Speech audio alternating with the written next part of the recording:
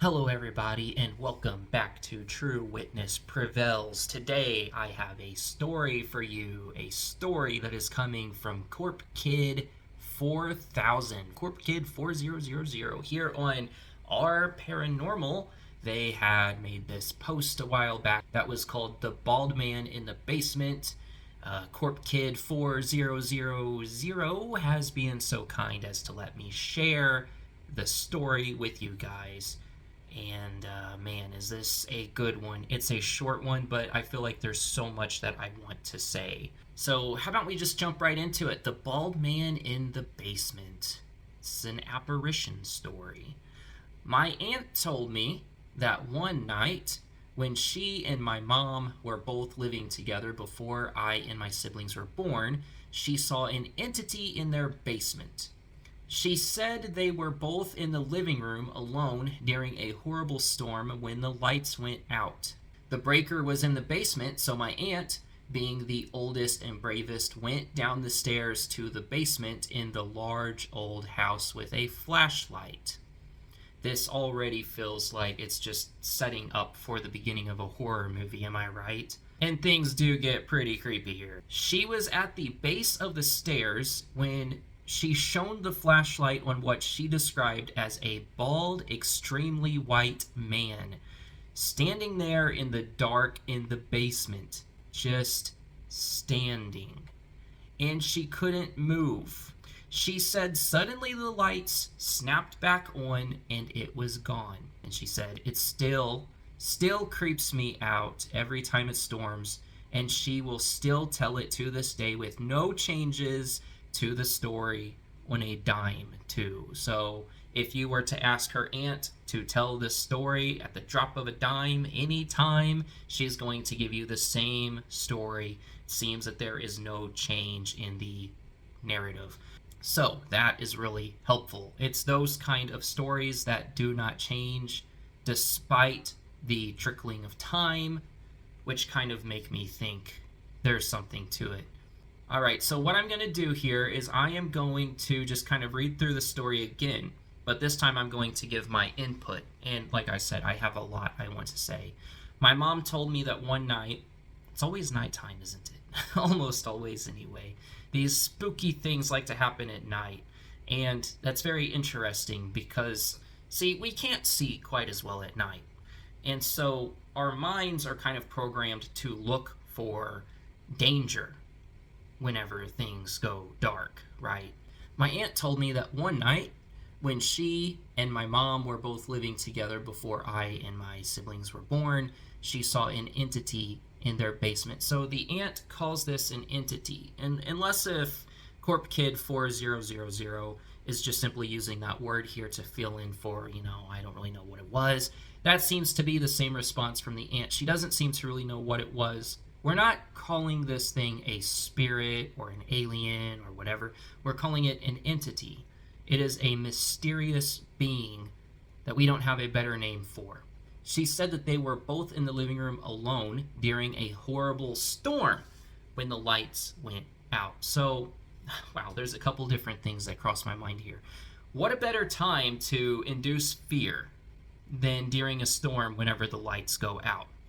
And also, that would be one of those situations that kind of primes us to see danger in the shadows. Everything was well lit. The people in the house felt safe and cozy and calm, I'm sure. And then all of a sudden, a storm happens, the lights go out, and then the mind goes straight into this, this could be dangerous kind of mode. And they're both alone, so it seems that maybe the parents weren't around. I don't know exactly how old the aunt was during this time. I kind of wish that I knew how old they were, because at first, whenever I read this story, I was imagining, like, children, right? Children. But now I'm wondering, are they, like, the owners of the house, or are they just kids that live in the house? That really makes a difference, right? Especially since children are going to feel a whole lot more vulnerable, usually, than adult would. Let's say that they are alone, and their parents are at work, and the power goes out. Those kids are going to feel way more terrified than usual, probably. So the breaker was in the basement. So my aunt, being the oldest and the bravest. Okay, so she's brave. So the oldest and the bravest, I don't know, it just sounds like we're describing kids. Like maybe teenagers even. It doesn't sound like we're describing adults here, just the language that's being used. The breaker was in the basement, so my aunt, being the oldest and bravest, went down the stairs to the basement in the large old house with a flashlight. Good idea. Bring a flashlight. Yes. She was at the base of the stairs when she shone the flashlight on what. Okay, so she gets down to the base of the stairs and she's got the flashlight. And the beam of the flashlight, it seems to me that the beam of the flashlight hit something.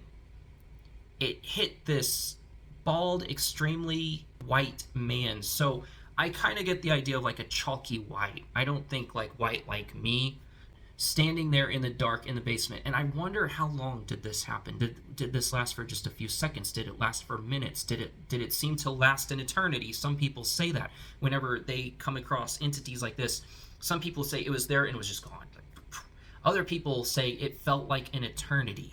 It felt like I was looking at something that just captivated me for hours, but only a couple of minutes really went by. So I would like to know the passage of time here. How much time went by? How long did this encounter last? So she described a bald, extremely white man standing there in the dark in the basement, just standing. That's so ominous. How often do we hear of these types of reports where we see something paranormal, we see a spirit of some sort, and it's just standing there, motionless? I hear that with the Hat Man, which we're going to talk a little bit more about the Hat Man here in a minute. Surprise, surprise. It just stands there. And it's even more spooky because your mind expects it to move. It expects it to do something. Honestly, your mind probably expects it to lunge at you suddenly, but they usually don't. They just stand there. And there's something so uncomfortable and so ominous about that stillness. And again, the passage of time, I mean, if you got something just standing there and it feels like it's gone on forever, like, wow, that's terrifying. It's just standing.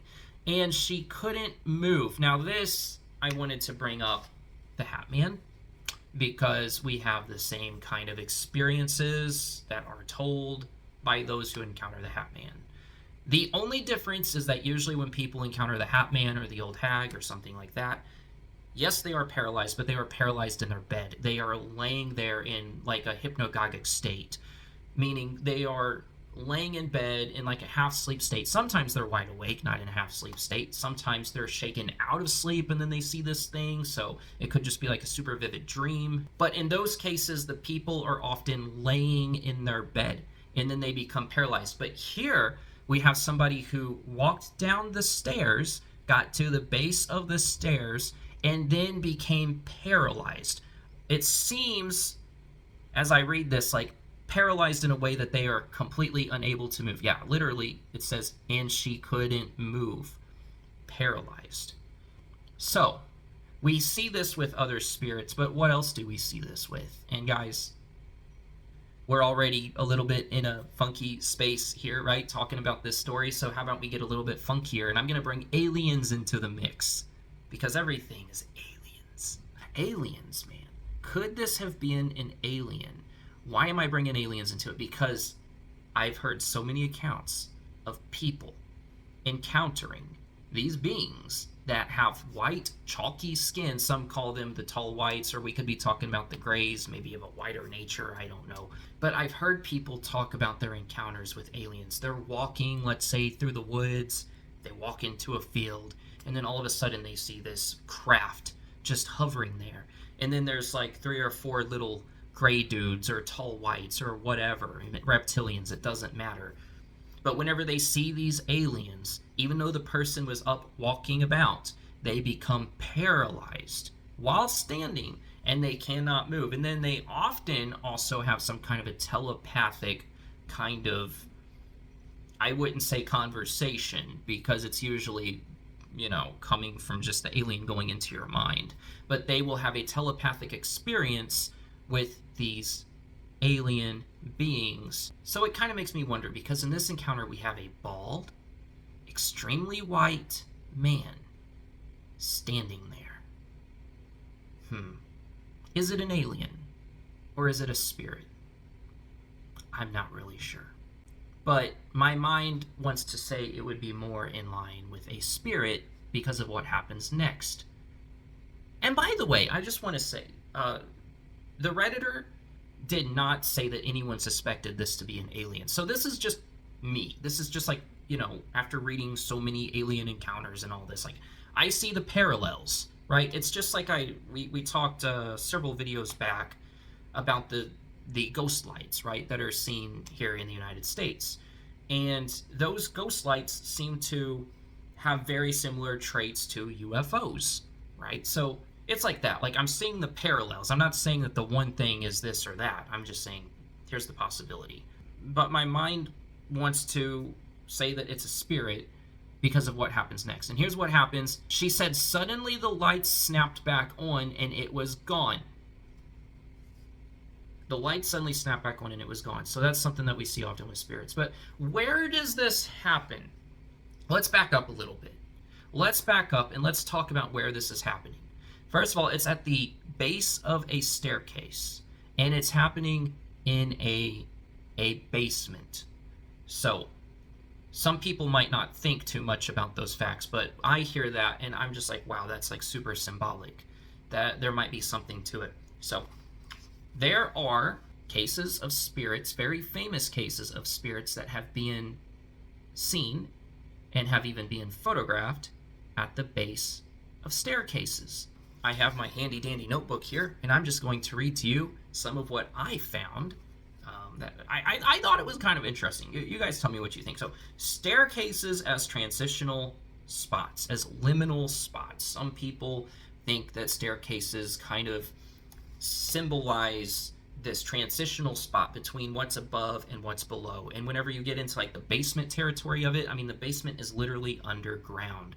So what a place for something super symbolic to happen, right? And whenever we think about a spirit, especially a very decrepit, old, chalky, white-skinned spirit, I mean, maybe this thing represents something. I don't know. But it's like the underworld. It's like stepping into the underworld. You're literally going under the earth. And then you have this weird experience during a storm. I don't know. I'm kind of curious if something bad happened in the family after this encounter. Corp Kid 4000 didn't say that anything bad had happened in the family after this encounter, but it just kind of makes me wonder if this wasn't a premonition of some sort. So, staircases can be seen as transitional spots. They are known to be liminal places. Famous ghost photos have been taken at the bottom of stairs. Let's consider the Stanley Hotel, which appears to show a ghostly figure at the bottom of the stairs. Okay, and then another famous photo taken in 1966 of the Tulip Staircase in Queen's House in Greenwich, England, captured a shrouded, shadowy figure ascending the stairs. So, I myself have also had ghostly encounters at a staircase. And if you guys want to hear that story, it's really weird.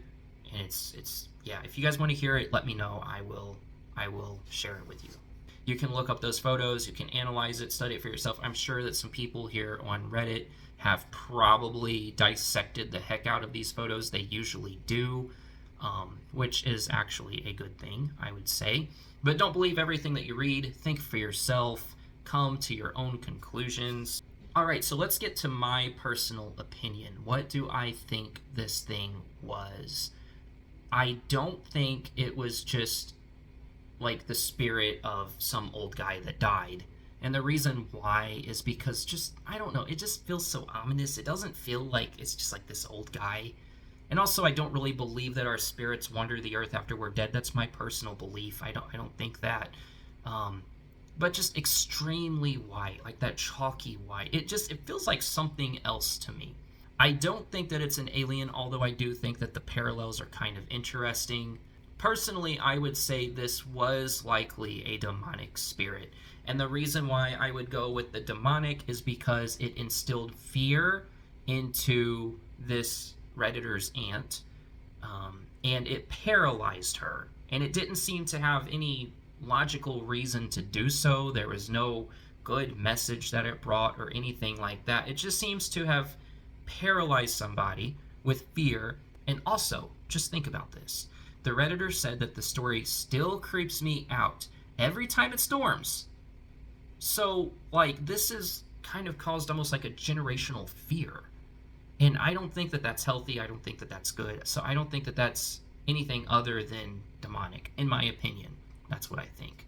So while we're talking about the demonic, we're talking about spiritual stuff, I do want to remind you guys what the Bible says about fear. What does it say? It says fear not. And it tells us to fear not. How many times? 365 times the Bible says fear not. 365 days in the year. So for every day of the year, there is a fear not. So as long as what we are walking in the Lord, he protects us, and even if these things do appear, they can do no harm to us, right? I don't know the faith of Corp Kid 4000. I don't know if they believe in anything. It seems that they definitely believe in this ghost story. But I don't know. I don't know what the aunt believed, but I'll just tell you from my personal experience, walking with the Lord, trusting in him, calling on his name whenever we see terrifying things helps tremendously. Helps tremendously. If we are walking with the very God who created us, the one who is above all things, and we're trusting in him, he keeps us safe. He keeps us safe from this kind of stuff. And he is a very present help in time of need. And I would say whenever spirit is trying to paralyze us, that is a good time of need to have the help of God.